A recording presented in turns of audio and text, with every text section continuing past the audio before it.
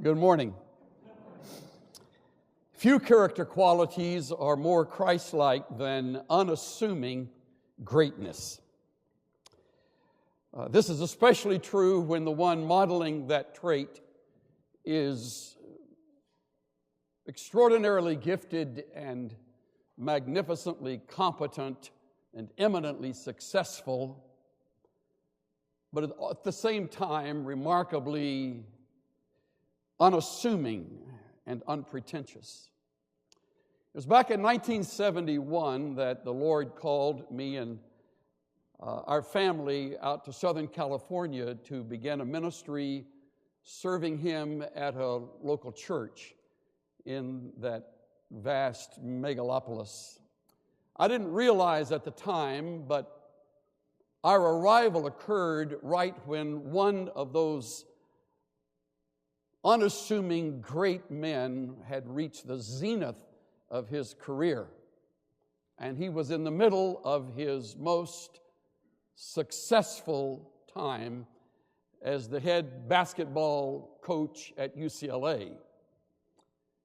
His name became, in a matter of a few years, a household word in homes where sport is loved, especially the game of basketball. And all of us out there watched with just eye-opening wonder at the championships he won, but even more significantly at the character of the man himself. His life was filled with a mixture of contrasts. Enormous adulation on the one hand, at the same time, ego-centered athletes who would come on the scene and be under his tutelage as he would add to their life that John Wooden touch. Pauley Pavilion was filled, home game after home game, as these teams came through. And in a matter of years, a whole new squad, and yet again, another championship. It was a pleasure not only to watch him from the distance, but to get to know him up close and personal and realize that none of this turned his head. He was the same man as he had always been and as he is to this day. I suppose that's the reason that I appreciated years later the words written by Rick Riley of Sports Illustrated, who did a piece on him he titled, "A Paragon Rising Above the Madness." Among other things, Riley writes, "There's never been a finer man in American college sport than John Wooden, or a finer coach. He won 10 NCAA basketball championships at UCLA in 12 years, the last in 1975. Nobody has ever come within 6 of him. He won 88 straight games between January 30, 71 and January 17, 74. Nobody has come within 42 since then. So sometimes when the madness of March gets to be too much, too many players trying to make Sports Center, too few players trying to make assists, too many coaches trying to be homies, too few coaches willing to be mentors, too many freshmen with out-of-wedlock kids, too few athletes who will stay in school long enough to become men, I like to go see Coach Wooden. I visit him in his little condo in Encino, 20 minutes northwest of L.A., and hear him say things like, "Gracious sakes alive," and tell stories about teaching Lewis the hook shot. Lewis, of course, is Lou Alcindor, Kareem Abdul-Jabbar. There's never been another coach like Wooden. Quiet as an April snow, square as a game of checkers, loyal to one woman all his married life, one school, one way, walking around campus in his sensible shoes and Jimmy Stewart morals. He'd spent a half hour the first day with those athletes practicing how they are to put on their socks. Wrinkles can lead to blisters, he would warn. These huge players would sneak looks at one another and roll their eyes. Eventually, they'd do it right. Good, he'd say. And now, for the other foot. Of the 180 players who played for Wooden, he knows the whereabouts of 172 today. Of course, that's not hard when most of them call checking on his health, secretly hoping to hear some of his simple life lessons so they can write them on the lunch bags of their kids who will roll their eyes. Discipline yourself and others won't have to, Coach would say. Never lie, never cheat, never steal, Coach would say.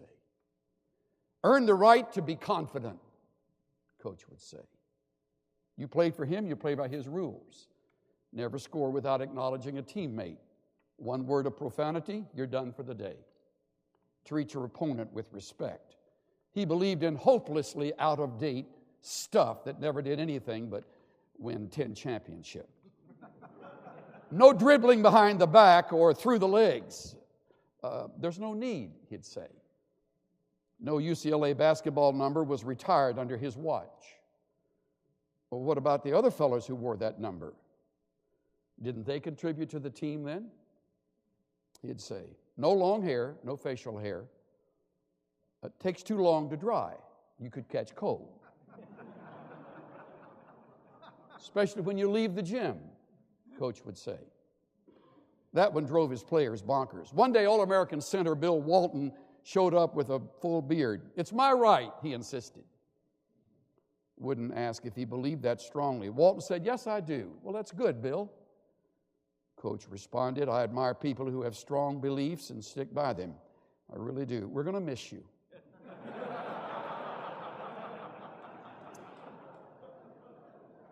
Walton shaved it right then and there. Now, Bill Walton calls him once a week just to tell the coach he loves it. Unassuming greatness. Extraordinary gifts, incredible competence. But he never knew how great he was. How refreshing. I failed to mention during those years he was coach, there was never a salary squabble.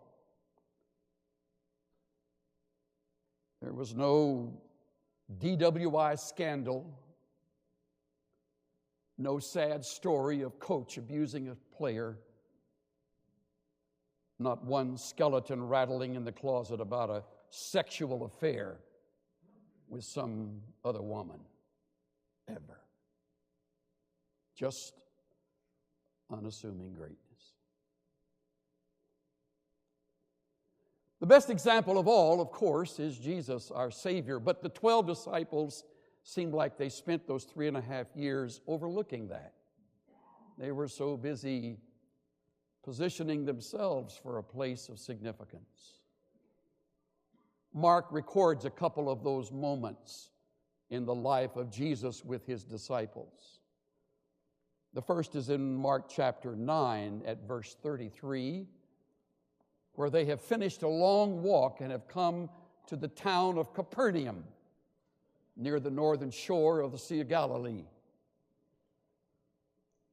They go in a house, we read in verse 33, and he begins to question them. What were you discussing on the way? He asks. I wonder if their faces didn't turn a little red. I wonder who would be willing to speak first and admit what the talk was about as they walked single file behind him. Finally, they screwed up enough courage to admit after the silence that they had been discussing with one another which of them was the greatest. Stupid discussion, but they were good at those kind of discussions. Who would be number one? Or if you've got to be, then who'd be number two? And right down the line. You don't see it in the text, but I can't believe that there wasn't a deep sigh as he sits down, verse 35, calls them to himself and says, if anyone wants to be first, he shall be last of all and servant of all. That's a funny line to give to people who are unashamedly ambitious, but it's true. And if it wasn't enough for them to hear the words, he called a child from the house over to him. Come here, sweetheart. Come here, son. Maybe put a boy on one knee and a girl on the other. Said, whoever receives one child like this in my name receives me. Whoever receives me does not receive me, but him who sent me. Reminds me of the line that appears at the end of Matthew, inasmuch as you have done it unto these, even the least of them, you've done it unto me.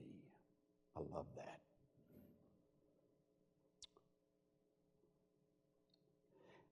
They didn't get it. So turn the page and you'll read a similar account in chapter 10, verse 35, where two of them decide they'll no longer talk to the other 10 about it. They'll just go directly to their leader.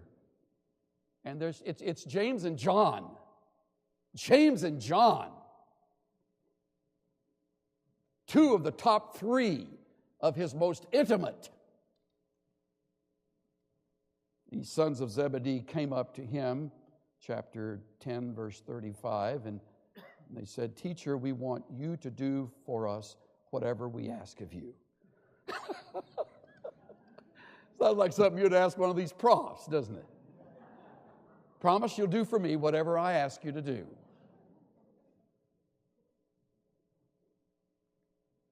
He said, what do you want me to do for you? They have the audacity, after that previous lecture and object lesson, to say, grant that we may sit one on your right and one on your left in your glory. Not the middle seat, that's yours, but one on the right, one on the left. I mean, it's only right, Lord, look what we've given up, forgetting what he had given up to come. And he, in his unassuming greatness, said to them, you don't know what you're asking. Sometimes there are answers that great men give that just sort of level us. And we are chagrined. We're just taken aback by them. It's happened to me many times in my life. I'll never forget when I was sitting on the front row in a Greek class and Dr. Lewis Johnson was teaching us Romans, it was Corinthians. We were in Corinthians. And I remember he asked a question out of chapter 11 that, probably the apostles couldn't have answered, but I had the answer. And so I threw my hand in the air almost before he got the question out of his mouth, and I began to go into this answer. And you've done this. The longer my answer was, the worse it got. And finally it sort of drifted into a fog of quietness. And Dr. Johnson said, Mr. Swindoll, you continue with that answer out on that long limb, I'm going to saw you off with a hard set of facts. So I crawled quickly back to the trunk and slid down and stayed quiet for a while. You don't know what you're asking. Are you able to drink the cup that I drink, or to be baptized with the baptism with which I am baptized? You don't understand, men. Greatness comes through suffering, through dying to yourself, through surrender, through submission. It comes through a willingness to go wherever and do whatever, whenever, for whatever reason the Father plans. That's greatness. You don't have a clue. Are you able to do this? They said, we're able. 39 tells of their almost impudent response. He says, the cup that I drink, you shall drink, and you shall be baptized with the baptism with which I'm baptized. Symbolic terms referring to their deaths.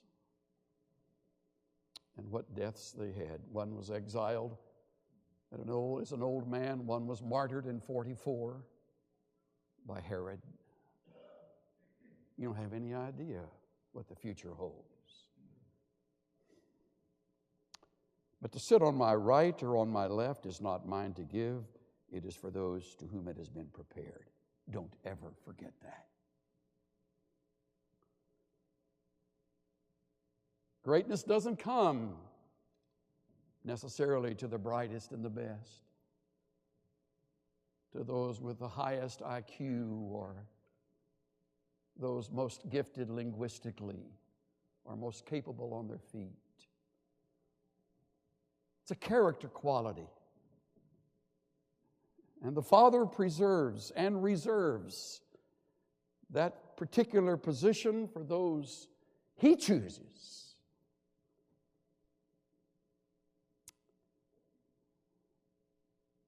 Now, about now, you might think, well, at least the other 10 stood back and thought, well, we can learn a lot from this. Wrong. Verse 41, hearing this, the 10 began to feel indignant.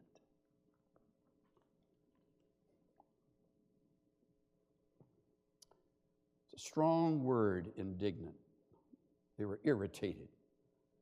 I mean, what about us? They were aggravated with James and John. Realizing that there was a virtual mutiny starting, Jesus says to them, come here, men. Come over here. Pulls them aside, calls them to himself, and turns the dialogue into a monologue. This is one of those brief discourses that I hope you never forget. He said to them, you know that those who are recognized as rulers of the Gentiles lord it over them. Their great men exercise authority over them. Look again at the verse. You know this. In the rank and file of the military and the corporate world and the political world, there is a definite, clearly defined chain of command. There are generals and there are colonels, and there are majors and there are captains, and there are lieutenants and there are sergeants and there are corporals. It's like that in the military world. There are CEOs and COOs and CFOs. In the political world, there are presidents and vice presidents and cabinet members, and it works that way. It's all part of the organizational plan. However, the Greek, with great emphasis, begins the next verse, not so is it among you.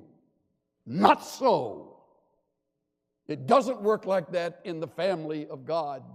There is no status or rank.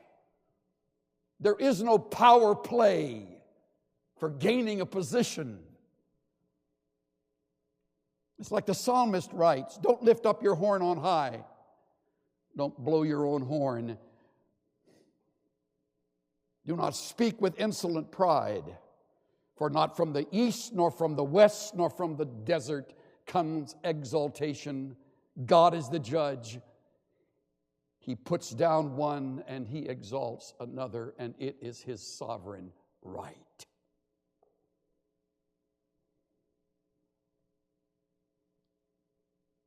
Whoever wishes to become great among you shall be your servant. For even the Son of Man did not come to be served. And look at the verbs. He came to serve, and he came to give his life a ransom for many. People like us, would you look around? There's not a one of us even a partially deserving. He came to serve and to give, to serve and to give.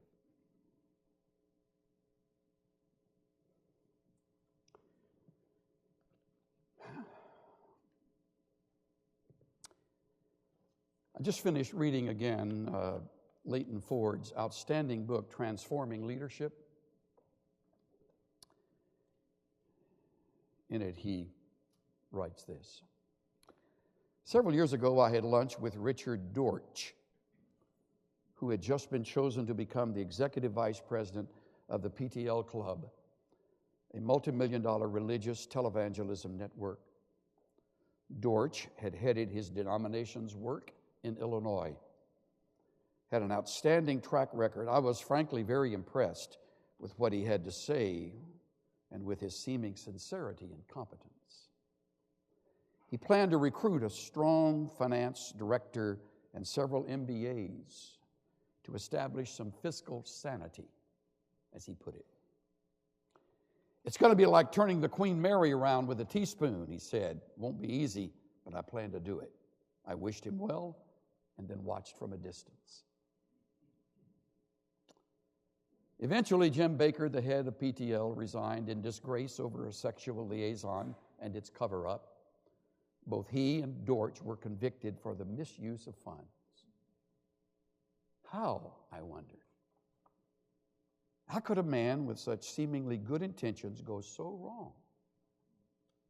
So I read with interest a later interview in which he described how the managers of PTL came to define success. Listen to this. Quote, "It is all tied to how many stations we have on our network or how big our building is. It is so easy to lose control, to compromise without recognizing it. At PTL, there was not time taken for prayer or family because the show had to go on. We were so caught up in God's work that we forgot about God." He also talked about the impact of television on preachers. A television camera, he said, can change a preacher quicker than anything else. Those who sit on the sidelines can notice the changes in people once they get in front of a camera. It turns a good man into a potentate. It is so easy to get swept away by popularity. Everybody loves you. Cars are waiting for you, and you go to the head of the line. That is the devastation of the camera. It has made us less than what God wanted us to become. In PTL's case, the TV camera, the show, even the ministry itself had become ends in themselves. They were powers which could have been creative, but which in the end actually became destructive.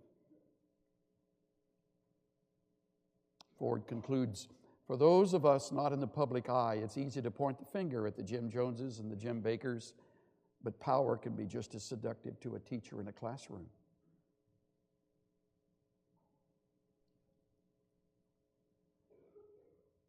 A physician in an examining room, the boss in a union meeting, or the leader of an average church."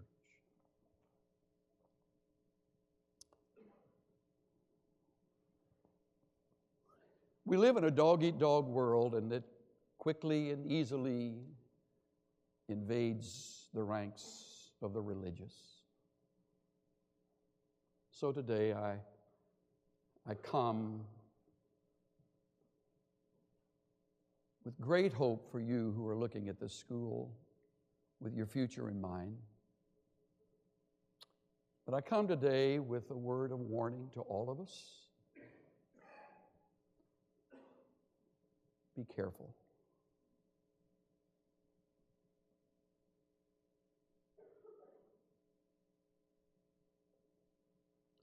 Walk humbly with your God, regardless of how much you learn and how greatly you'll be used. Walk humbly with your God, regardless of how well you become known, or however greatly the Lord blesses. Walk humbly with Him. The world has a different counsel. When you're attacked, retaliate. Don't do that.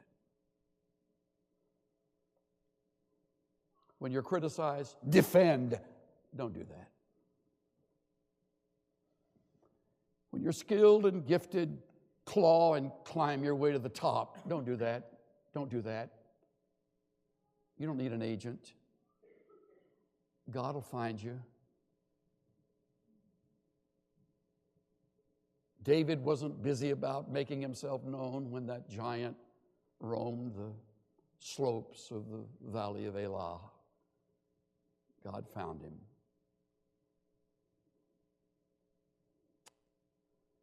And when he slew the giant, it's wonderful. He didn't quickly go downtown looking for crowns. He went right back with his father's sheep. Unassuming greatness. When others seem equally capable and competent, the world says, compete. Don't do that. It's what the world does. Next time you're tempted to turn your ambition loose, I'll give you 3 words. First, remember. Remember.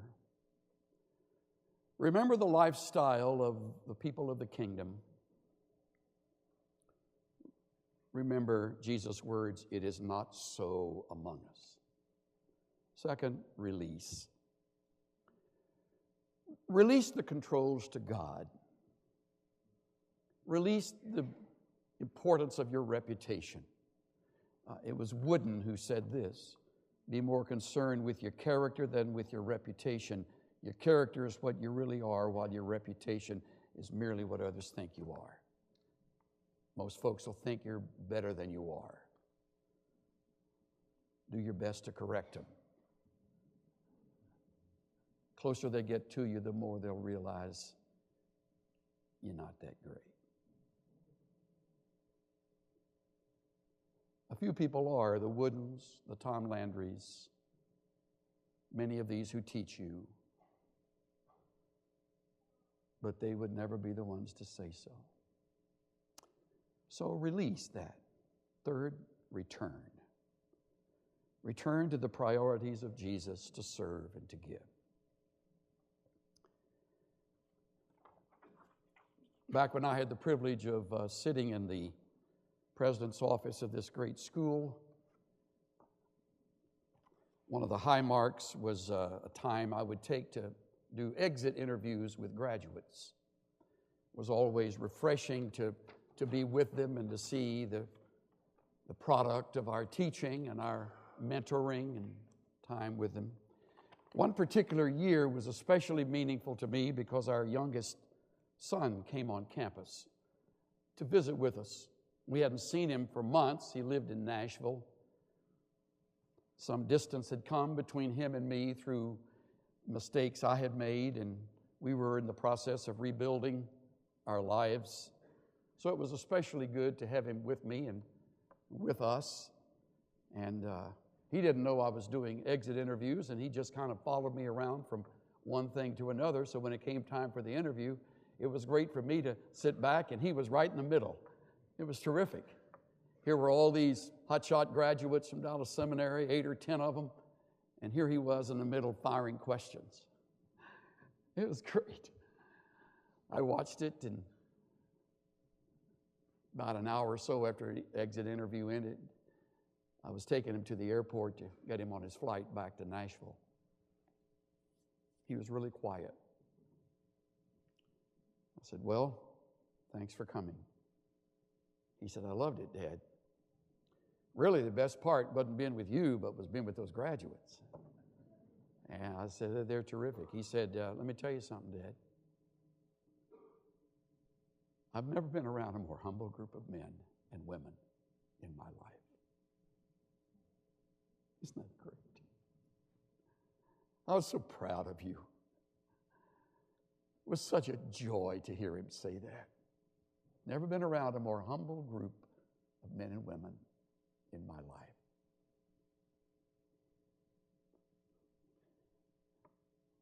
In many ways, it changed his life. That time, his hair was down to his waist. I remember when I did the wedding for him and his wife, I said, would one of you kiss the bride? I couldn't tell by looking at him.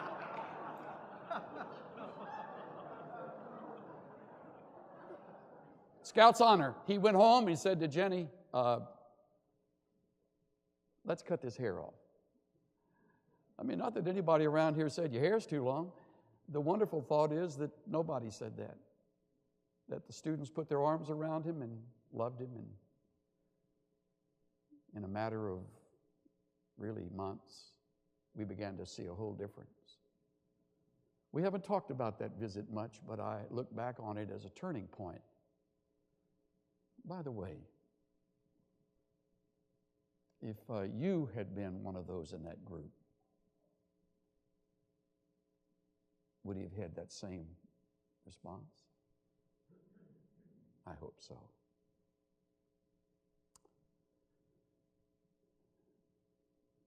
Many wonderful and great men and women have sat where you're sitting. They've come through this school and they've now graduated to serve and to give. And it was here that we learned the basic rudiments of ministry. The best part wasn't in the textbooks. It was in the mentoring. It was in seeing in the lives of those who taught us these kind of things. I said to Cynthia as I put my tie on and got ready for this morning, I said, well, I'm back on a campus. She smiled and said, let's see, when did all this start? I said, back in 1959. We didn't even have any kids. Here we are with 10 grandkids. And she said, and that school is still great. And it is. Unassumingly great.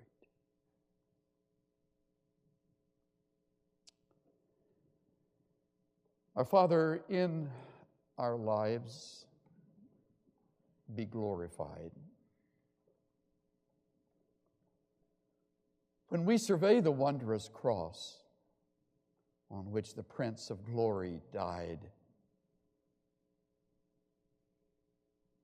our richest gain we count but loss and pour contempt on all our pride. Be glorified in our family. Be glorified in our church. May you be exalted as we are abased. That's what pleases you. And what pleases you is what we want. Help us in these years of learning and growing to get that lesson down clearly. That Christ is to be glorified. And we are to give and to serve. In the name of Jesus, we pray. Everybody said.